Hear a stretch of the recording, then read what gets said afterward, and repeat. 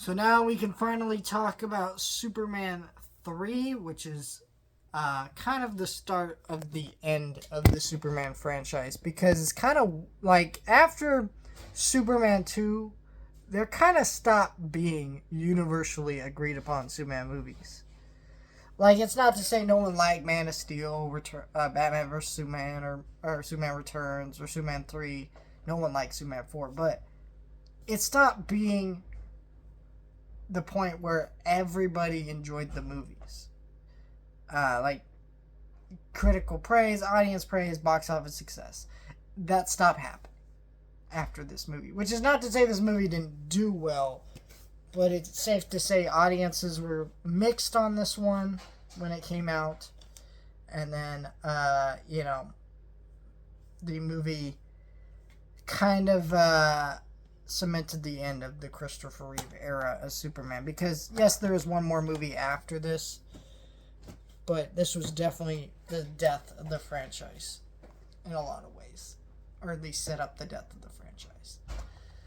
Richard Pryor has a huge role in this movie, which is very bizarre. He is just the wrong person for this movie, which is not a dig at Richard Pryor, because Richard Pryor is Richard Pryor. Like, we all love him. R.I.P. Dude's no longer with us. But yet, he's still very much well loved. He's very funny. Who doesn't love him? But he has no purpose being in a Superman movie. And his tone in this movie is very bizarre. I don't know what Warner Brothers' obsession with, hey, let's take these more serious superhero movies and go to the silly.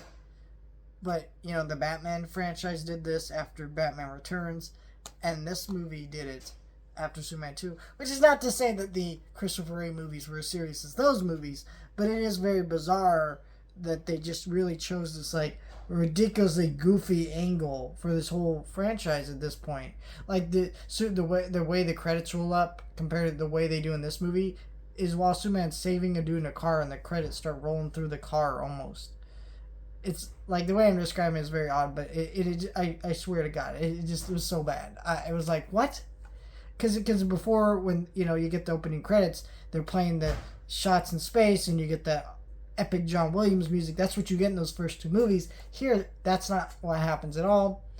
You get, in even the beginning of the movie, it's just all goofy antics. From the moment this movie starts, you understand that this is a very different toned movie.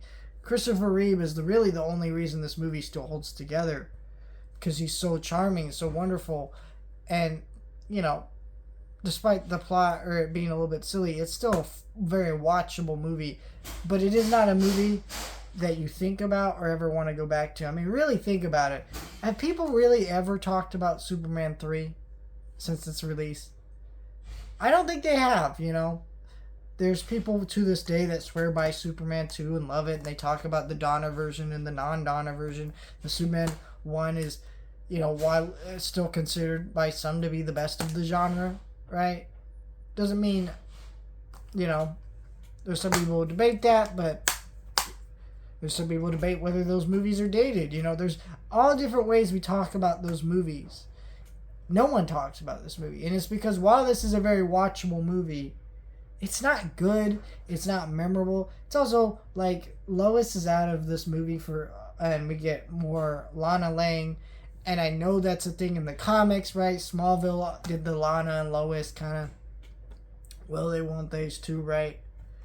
But here it's just so bizarre. We spent so much time with that Lois and that actress. I'm forgetting her name. She is so wonderful as that character. But here she's just gone throughout large portions of it and just does not flow together well. It just was not a very good sequel to the Christopher Reeve movies. Very much not a fan. Let me know your thoughts. Like, share, and subscribe.